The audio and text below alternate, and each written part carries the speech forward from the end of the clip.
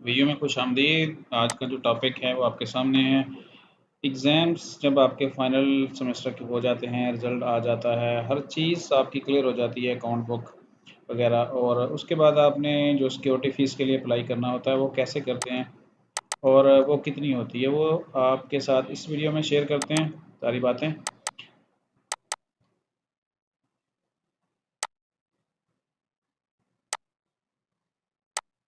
Channel को subscribe कर लीजिएगा, शेयर कर लीजिएगा, कमेंट्स कीजिएगा अगर चीज़ें अच्छी लगती हैं तो।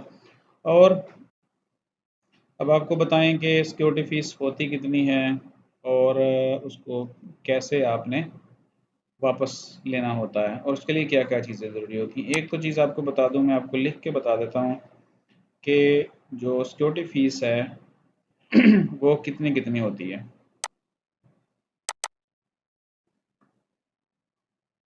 अगर तो है आपका मास्टर डिग्री 16 ईयर एजुकेशन जो पहले से चल रही थी, और उसकी सिक्योरिटी फ़ीस होती है 5,000 रुपये। और बाकी जितने भी बीएस प्रोग्राम हैं, एडीपी है, और उसके बाद आपका बीएड है, इन सब की जो है ना वो होती है सिर्फ 2,000 रुपये।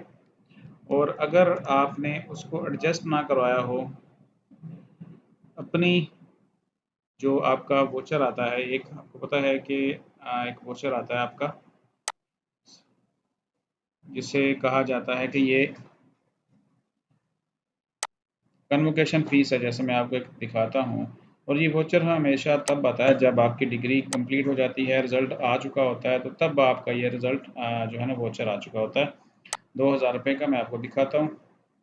ये बिल्कुल लास्ट में, ये देखें, ये 2,000 मिसलेनियस है। जब हर चीज़ कंप्लीट हो गई, इवन के फाइनल का रिज़ल्ट भी आ गया, तब उसके बाद ये आता है। अगर आप इसको पे कर देते हैं, और जैसे कि ये एडजस्ट किया गया है, चालान फॉर्म का मतलब होता है कि यूनिवर्सिटी ने उसको उस सिक्योरिटी फ़ीस के अगेंस्ट कर दिया है एडजस्ट। तो अगर तो है बीएड वगैरह, तो फिर तो आपका अगर चालान फॉर्म के अगेंस्ट एडजस्ट हुआ है, तो फिर आपके तो 2,000 रुपये थे सिक्योरिटी फ़ीस, वो आपके हो गए एडजस्ट, तो आपके लिए कोई सिक्योरिटी फ़ीस नहीं बची। लेकिन अगर आपके 5,000, जैसे कि मास्टर डिग्री है, एमआईटी, एमएससी ज़ूलॉजी, कुछ भी डिग्री हो आपकी, तो 5 में से आपको मज़ीद 3 जो है ना वो बच जाएँगे। और इस तरह आप अप्लाई करेंगे, और अप्लाई करने के लिए आपको चाहिए है, जो रिक्वायर्ड होती हैं फॉर्म के लिए, आईडी कार्ड,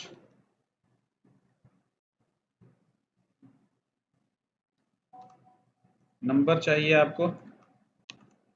उसके बाद आपको चाहिए बैंक अकाउंट, यानी आपका बैंक अकाउंट होना चाहिए, क्योंकि जो बन के आएगा ड्राफ्ट यूनिवर्सिटी की तरफ से, वो आपके नाम पे होगा, यानी वो ड्राफ्ट आपके अपने ही अकाउंट में जमा होना है, वो किसी और अकाउंट में जमा नहीं होगा। तो अब आ जाए ज़रा प्रैक्टिकली, इसको हमने फॉर्म को फिल कैसे करना है। फिल करने के लिए एक चीज़ याद रखिएगा, ध्यान से कीजिएगा सारी चीज़ें। अगर उसमें कोई मिस्टेक हुई तो फिर चेक तो बन के आ जाएगा, लेकिन वो कैश नहीं होगा, फिर आप उसको वापस भेजेंगे, 100 तरह के मसाइल ज़रा सी गलती के ऊपर खड़े हो जाएंगे। तो आगे बढ़ने से पहले चैनल को सब्सक्राइब कर लीजिएगा। अगर अच्छी लगे चीज़ें तो कमेंट्स लाजमी किया करें कि इसमें जो बताई गई चीज़ें हैं वो आपके लिए हेल्पफुल हैं, फ़ायदेमंद हैं या नहीं हैं, क्योंकि आप देख रहे हैं कि इसके ऊपर बहुत सारी वीडियोस अपडेट्स करने के लिए आपको हर तरह के मसले के ऊपर वीडियो की जो भी चीज़ अपकमिंग आ रही होती है उसके ऊपर भेजी जाती हैं आपके लिए। अब आ जाएँ, करना क्या है, आपने जाना है, आपने अकाउंट अपना एलएमएस ओपन करना है, और जाना है आपने स्टूडेंट सर्विस के अंदर।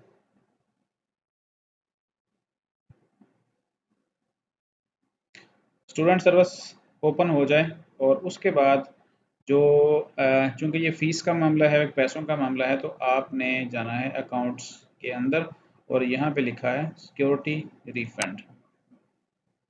और इससे पहले मैं आपको एक बता दूं कि अगर अभी तक आप इंतज़ार कर रहे हैं अपनी डिग्री का, और आपने अपने एलएमएस को भी नहीं देखा, इसके ऊपर मैं एक वीडियो भी बना चुका हूं, तो फिर आपने क्या करना है कि ये verify profile for the issuance of documents, यानी जब तक आप इसको वेरीफाई नहीं करते तब तक आपके डॉक्यूमेंट्स नहीं आएंगे। डॉक्यूमेंट से मुराद आपका रिजल्ट कार्ड है, तो हम आप इसको, ठीक है।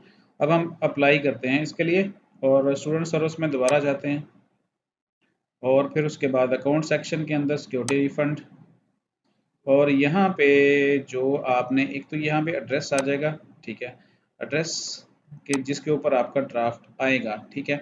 एक चीज़ ये, दूसरी बेनिफिशियरी नेम यानी नाम आपका होना चाहिए, और लिखा हुआ है नीचे, और यहाँ पर एड्रेस के बारे में लिखा है please provide current mailing address where pay order demand draft will be dispatch. आप इसको अगर चेंज करना चाहें तो वो भी हो सकता है। और उसके बाद लिखा हुआ है बेनिफिशियरी नेम में please provide account holder name to whom account payments will be made through pay order demands draft the account holder may be you your family members or your friend. यानी आप का अगर अपना account नहीं है तो फिर आप किसी और के नाम पे भी ये मंगवा सकते हैं। और जब आपने जैसे अगर आप स्टूडेंट हैं और आपका अकाउंट ही नहीं है बैंक में, तो फिर आप अपने नाम पे ना मंगवाएं। फिर क्या करें कि आप अपने घर वालों के नाम पे, जिसका अगर भाई का है अकाउंट और उसके बाद वाला साहब का अकाउंट है, तो उनका नाम लिखें और मुकम्मल नाम लिखें जैसा उनके बैंक अकाउंट में दिया गया होता है। जैसे बाजू का स्पेलिंग का मसला होता है, स्पेलिंग की मिस्टेक होगी तो तभी प्रॉब्लम हो जाएगी आपके लिए। तो वही नेम और स्पेलिंग लिखने हैं जो बैंक अकाउंट के ऊपर मौजूद हैं। और जैसे कि अगर आप फादर का नाम यहाँ पे लिख रहे हैं, और तो फिर आपने यहाँ पे क्या करना है कि जो CNIC है वो भी फादर का ही देना है। ठीक हो गया, दो चीज़ें क्लियर हो गई। और अब आ जाए यहाँ पे सिटी में, तो कौन सा सिटी है, जिस भी सिटी से आप बिलोंग कर रहे हैं, ठीक है।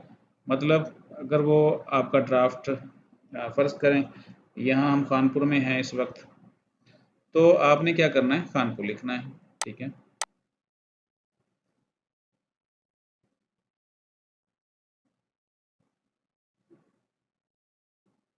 यहाँ पे सिटी का नाम आपके पास आ जाएगा। हम के प्रेस करते हैं और खैरपुर कोटी, ये देखिए यहाँ कानपुर है, ऊपर नाम आ जाएगा, यहाँ पे CNIC नंबर होगा और उसके बाद आपने सबमिट कर देना है, ठीक है।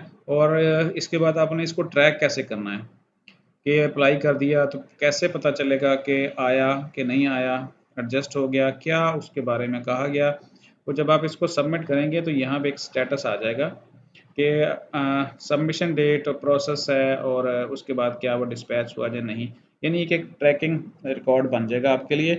तो आपने वक्तन फ़वक्तन जो है ना यहाँ पे अपना LMS ओपन करके जो यहाँ पे एक स्टेटस आएगा, ठीक है ना, आपने उसको यहाँ पे चेक करते रहना है कि यहाँ पे क्या लिखा हुआ आ रहा है। इसका और कोई तरीका नहीं होता। तो यही तरीका है, अप्लाई करें और फिर वहीं यहीं आके आप उसको चेक करें कि उसके बारे में क्या कहा जा रहा है, वो भेजा जा रहा है, एडजस्ट किया जा रहा है, और किस डेट को भेजा, ट्रैकिंग आईडी नंबर क्या है, वो सारी चीज़ें आपको यहीं से मिल जाएंगी।